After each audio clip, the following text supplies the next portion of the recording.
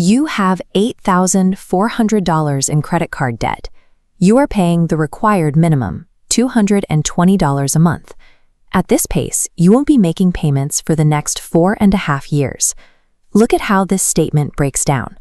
Over those 4.5 years, you will pay $3,200 in interest on top of the money you originally borrowed. This is the minimum payment trap. It is a deliberate mechanism designed by the bank to maximize their profit and keep you inside the debt cycle for as long as possible.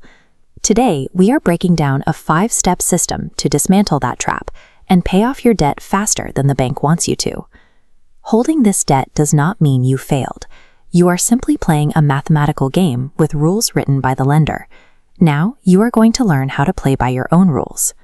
Step 1. Stop adding to the debt.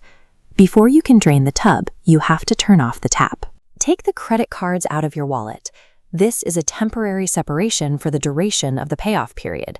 Put them in a drawer or freeze them in a block of ice if you have to, because every new charge reverses your progress. Step 2. List every debt. Write down the balance, the minimum payment, and the specific interest rate for every card you have. Put it all in one central document. This ledger forces you to look at the exact total. Many people avoid this step to hide from the number. Write it down anyway. Push past the shame and look at the math objectively. Absolute visibility is the first requirement of this system. You cannot attack an enemy you refuse to look at. Step 3 is where you choose your method. Spreading extra payments randomly across different cards dilutes your attack. You need one dedicated target. The left side is the debt snowball. Pay minimums on everything, but aim extra dollars at the smallest balance. When paid off, roll it into the next. It's slower mathematically, but wiping out small debts creates early wins. That momentum prevents giving up. On the right is the debt avalanche. Pay minimums on everything, but direct all extra capital toward the highest interest rate first. This saves the most money long term. The drawback is it takes much longer to achieve your first zero balance, delaying the psychological reward. If you struggle with consistency and need motivation to keep going, choose the snowball. If you have strict discipline and want maximum mathematical efficiency, choose the avalanche. A mathematically perfect method is useless if you abandon it in month 3. Both work. The correct choice is whichever system you will actually execute. Step 4. You must find extra attack money. Sticking strictly to the minimum payment keeps you trapped. You need extra capital to break out. Review your budget. Identify a single recurring expense to cut for the next 6 months.